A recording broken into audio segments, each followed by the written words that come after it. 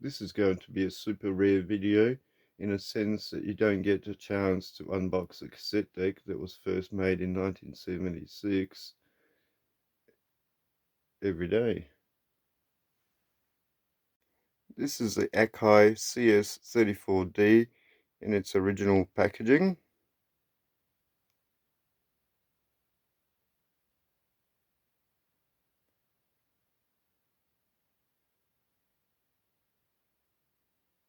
So let's have a look inside.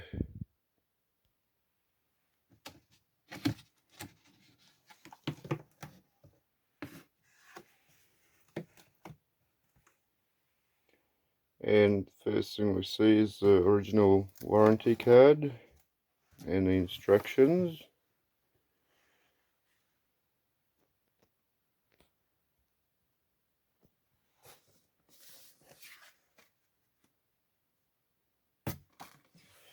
Another warranty card.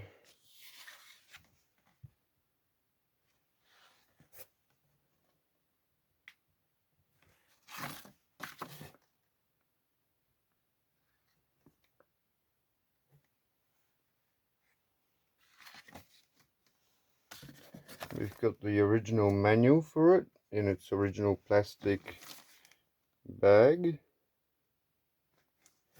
and the deck is also in its original plastic bag. And here it is out of its bag. And yes, I've got the DeLorean working and the flux capacitor is working spot on, and that's how I was able to get this one. And it's absolutely mint. It's been in its box for years, I would say.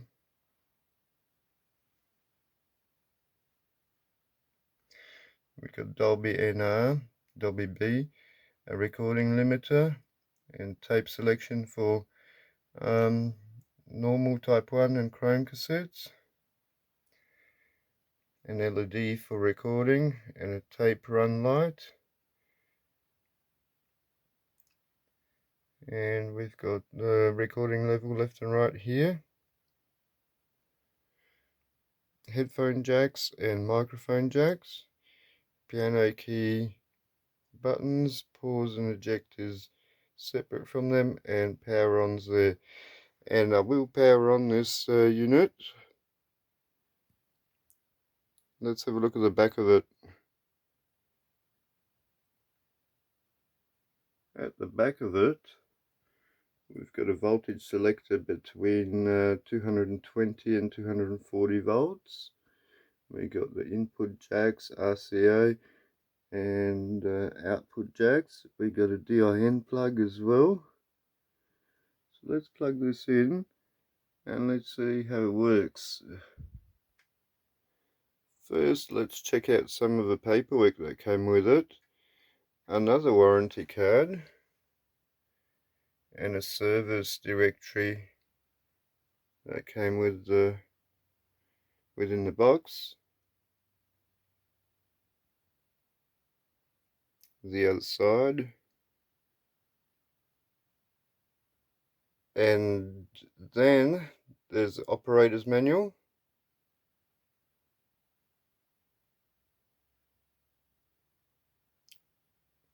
in English, French and German.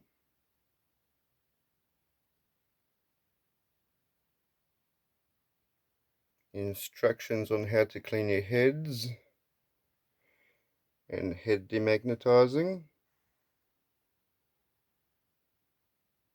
how to hook up your unit to other components,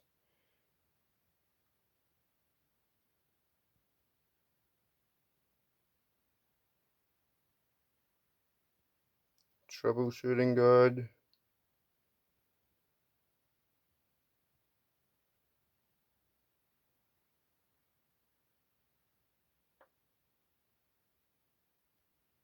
specs. And the way that's laid out, that kind of reminds me of car brochure, sales brochure material. So let's see how this works. I've got a royalty-free music cassette in there, and I'll see how it works. It's in absolutely gorgeous condition, and it's only got minor problems, and let's see what they are.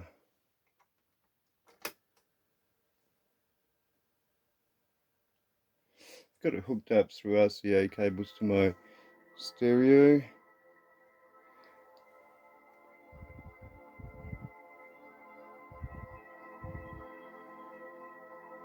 And this is it playing now.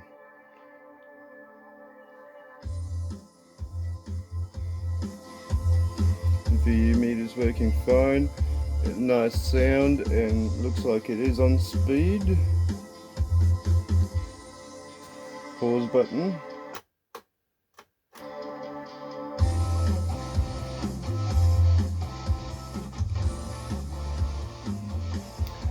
The owner said it's got issues rewinding.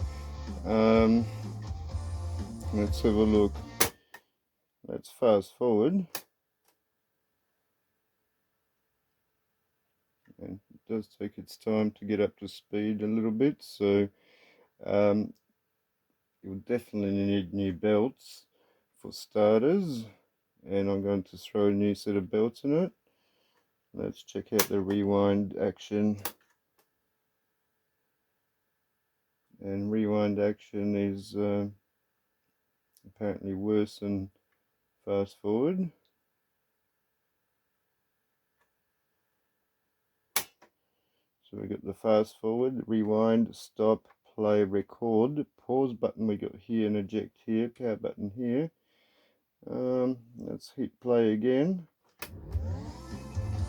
And it does take up a bit of time for the flywheel to get up to speed by the sounds of things. Let's do that again. Yeah, on pause, the flywheel's already spinning, but now the motor stops, and if we go play,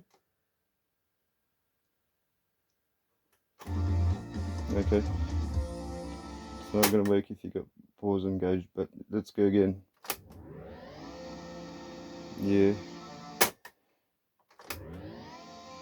that take off the belt. Yep, definitely a new belt. Dolby on. Limiters for recording. I should have really on type 1 tape there for the selector. These are just for recording level here, so doesn't matter where they are.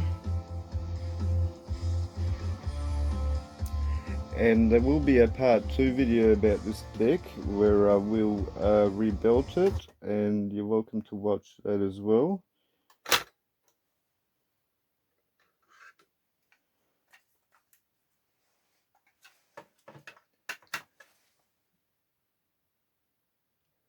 Let's have a look inside the cassette well.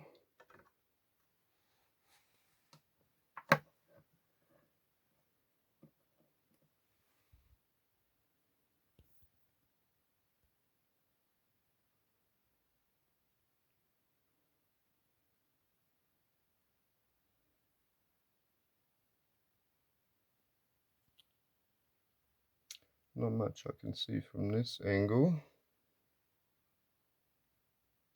And from the other side, and I have to be absolutely careful with this deck because there's not a scratch on it, so yeah, and expect it back in the same condition.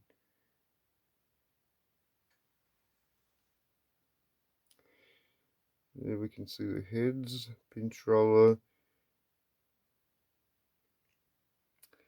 Not really a lot of the mechanism that I can see from here.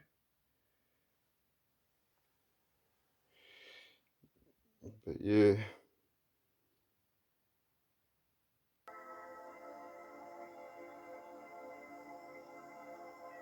One more thing I wanted to do before doing the rebuilding is run a test tone through it now and check what speed it's running before the rebuild. And that gets annoying after a while.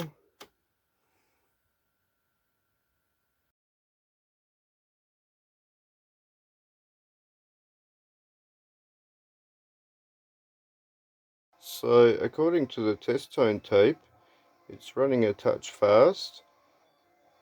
I'm not going to start any work on it today. So see you in the next part of this video, part 2. Or see you in the next or the previous video. Thanks for watching.